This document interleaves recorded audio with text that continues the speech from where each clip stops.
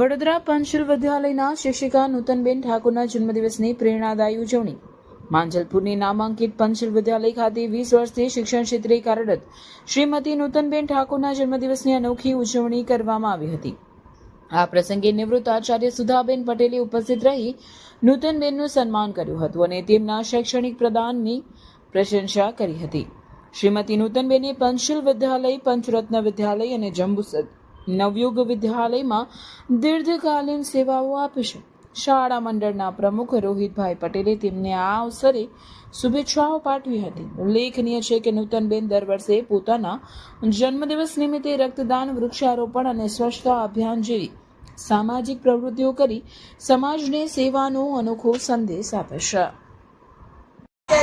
રાજેશભાઈ પટેલ, અમૃતસર, આપણા ખૂબ અહીંયા સેવા આપીને આપણે અધૂરી યાદ છોડીને ગયેલા અને પાછા મળ્યા છે હિતેન્દ્રભાઈ, અને એમની અધૂરી જે ફરજો નિભાવવાની બાકી રાખીને જે નીતાબેન ગયા હતા એ આજે પાછા આપણી સ્કૂલમાં આવ્યા એ જાણીને ખૂબ આનંદ થાય છે. અને નીતાબેનની કોર્પોરેટમાં આજે આપણે સૌ ભેગા થયા છે. મને આમંત્રણ આપ્યું, ખૂબ ખૂબ આભાર. અને એમને હું વિશ કરું છું કે ખૂબ સેવા બજાવે અને એમનું નામ રોશન કરે. Happy birthday Nitaben.